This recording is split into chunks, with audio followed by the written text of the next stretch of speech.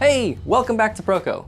Last time we learned the basic anatomical stuff and the motion of the shoulder muscles.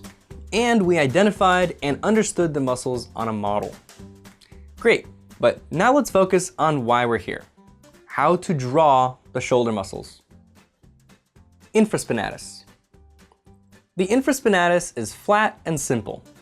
It has a convex form, like all muscles do, but the convexity is usually subtle, like a fluffy pancake. It'll appear as a recessed plane, since the surrounding muscles bulge out. However, when the infraspinatus is active and really developed, it can also bulge out. You might see the infraspinatus split into two bumps. In this photo, it's split down the middle. But this split can be confusing. In this photo, this is the large shape of the infraspinatus. The split takes a curved, more vertical path. Not what you'd expect. Let's move on to the Teres Minor. Like I said before, the Teres Minor isn't always visible. On the surface, it can appear as a continuation of the infraspinatus or a depression, since the infraspinatus and Teres Major travel above it.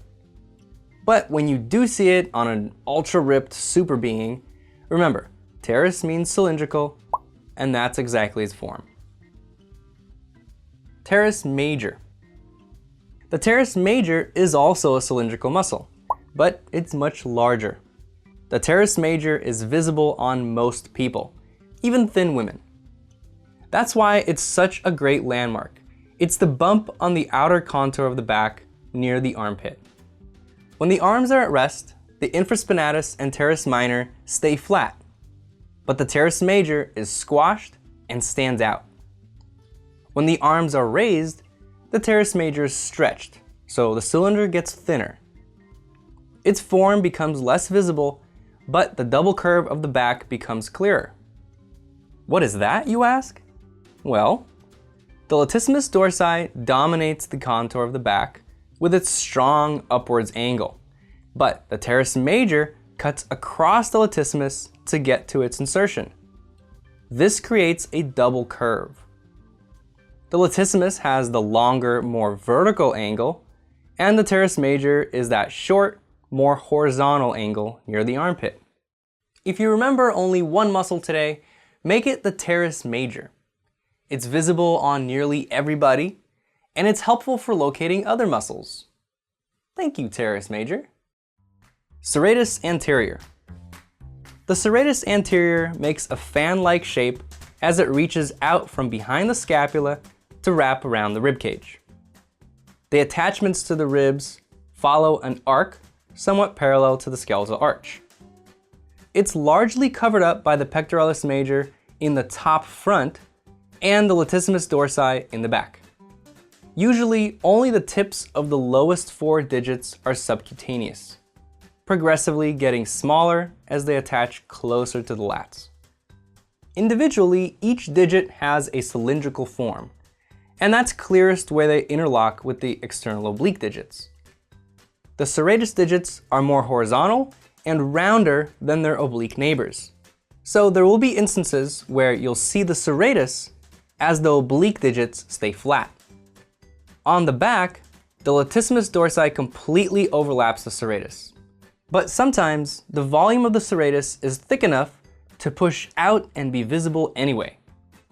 If so, the serratus will appear as a large round form arcing from the bottom of the scapula to the flank of the oblique. So when the lat is flexed, we'll see the cylindrical form of the lat. When the lat is relaxed, we'll see the serratus. Assignment. Invent the back muscles. Draw the ribcage, scapula, and humerus as simple forms, then add the shoulder muscles. Try out different poses and angles. If inventing is a bit too challenging for you, start by using photo reference or the Skelly app, and ease into invention. You can get the Skelly app at proko.com/Skelly app. I also have model photos available at proko.com/poses. You can get a free model sampler pack in the description below. Inventing the shoulder muscles. To watch me demonstrate how to invent the shoulder muscles, go to proko.com/anatomy. So we have a premium section for students that want to learn more. The premium section has extended lessons with more information about the topic. It also has additional drawing demonstrations. If you do the assignments for each lesson, these demonstrations serve as the answers for the assignment, so you can check your work. There's an ebook version of each lesson that you can download as a PDF. Print them out or keep them on your device so you can quickly review the lessons.